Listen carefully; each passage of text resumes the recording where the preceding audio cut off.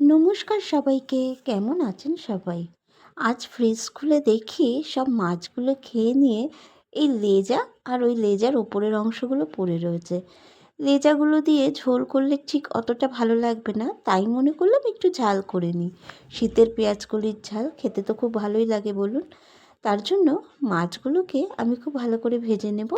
আর এই ঝাল রান্না করার জন্য কিন্তু মাছটা খুব কড়াভাবে ভাজতে হয়, তাহলে ভালো লাগে। আর লেজাটাও বেশ কড়কড়ে হয়ে গেলে খেতে খুব ভালো লাগে।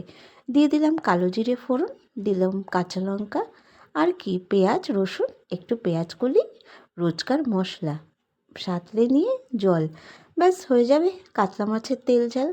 এটা কিন্তু মানে একই ধরনের রান্না, কিন্তু খেতে মনে হয় নতুন কিছু একটা খাচ্ছি, যেহেতু ওই পেঁয়াজ কলিটা থাকে।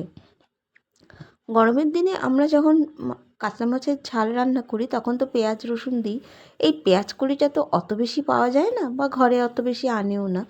তার জন্য শীতের দিনে কিন্তু এই রান্নাটা খুব ভালো লাগে, তাই না বলুন? এবার দিয়ে দিলাম রোজকার মশলা, ওই নুন হলুদ জিরের গুঁড়ো লঙ্কার গুঁড়ো সব দিয়ে সাঁতলে বসিয়ে নামানোর সময় ধনেপাতা দিলেই হয়ে যাবে আমার আজকে কাতলা মাছের লেজের ঝাল। আর লেজাগুলো না খেতে আমি পছন্দ করেই খুব, তাই জন্য আমি বাঁচিয়ে রেখে দিই যে পরে কোনো দিন একদিন নিজের পছন্দ মতো রান্না করে নেবো। এগুলো কিন্তু ঝোলে অতটা ভালো লাগে না। দিলাম পরিমাণ মতো জল, তারপর ধনেপাতা দিয়ে নামিয়ে নেব। আপনাদের আজকের রান্নাটা আমার কেমন লেগেছে জানাবেন। যারা নতুন দেখবেন প্লিজ আমার চ্যানেলটিকে সাবস্ক্রাইব করবেন।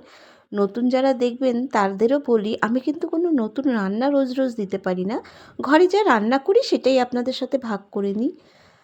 আজকের রান্না আপনাদের কেমন লাগলো জানাবেন, পাশে থাকবেন সবাই, আমার চ্যানেলটিকে সাবস্ক্রাইব করবেন।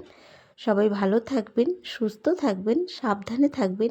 নতুন বছরে খুব ভালো করে মজা করবেন। নমস্কার।